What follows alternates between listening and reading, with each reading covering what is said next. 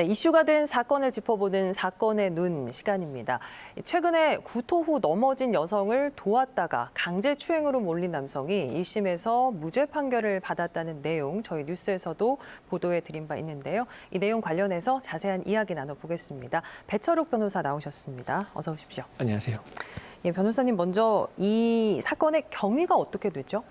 예, 앵커님 말씀하신 대로 술에 취한 여성을 돕다가 발생한 것으로 보입니다. 그 A 남성이 B 여성에게 그 화장실 순서를 먼저 양보했나 봅니다. 용병칸을.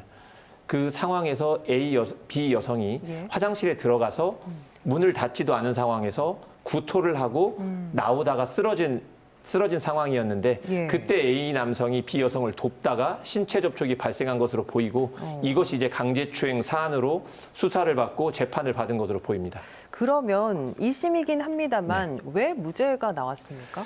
여러 가지가 있겠지만요. 일단 그 피해 여성의 진술이 일관되지 못했다라는 것으로 판단한 것으로 보이고요.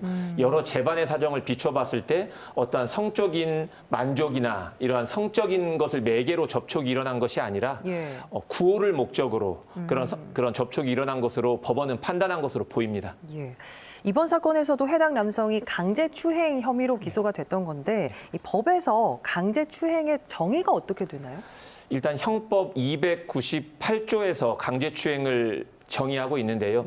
폭행 또는 협박으로 사람을 추행한 자를 처벌하는 것입니다. 일단 폭행 또는 협박이 중요한 그 강제를 이루는 요소가 되겠고요. 그다음에 이제 사람을 추행하였다 이렇게 나오는데요.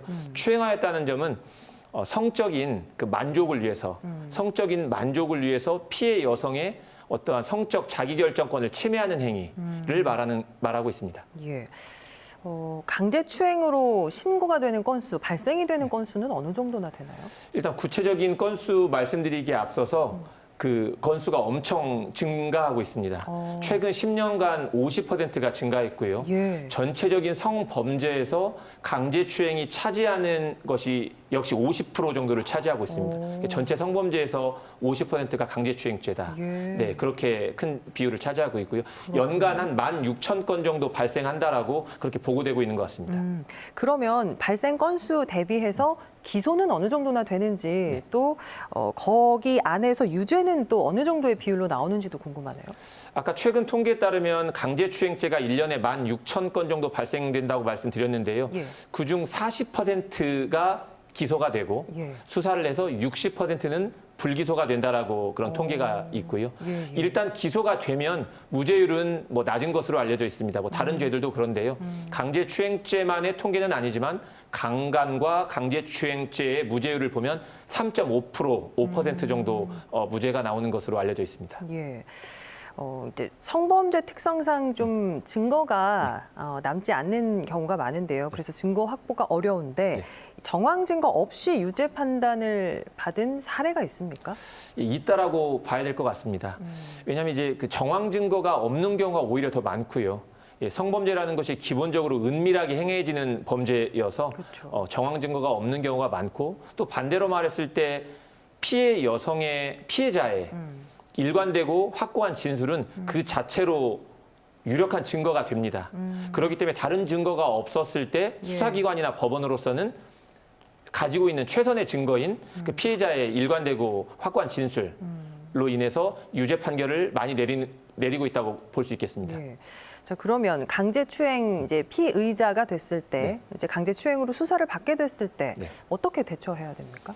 사실 억울하신 분들이 계실 수 있을 것 같습니다.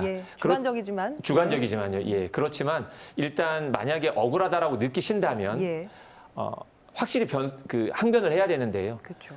일단 신체 접촉은 있었던 것으로 보이기 때문에 그 사실 때문에 모든 걸 자포자기하고 제대로 된 변명을 하지 못하는 경우들이 많은 것 같습니다.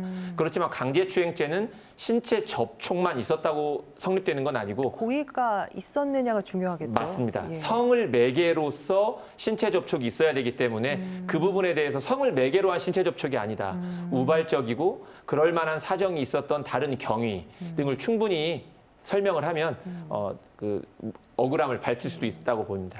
뭐 앞서서도 잠시 언급하셨는데 특히나 성범죄와 관련해서 이제 유죄 판결 이후로 피해자의 일관된 진술이 중요하게 다뤄지더라고요. 네. 이 부분에 대해서는 어떻게 생각하세요?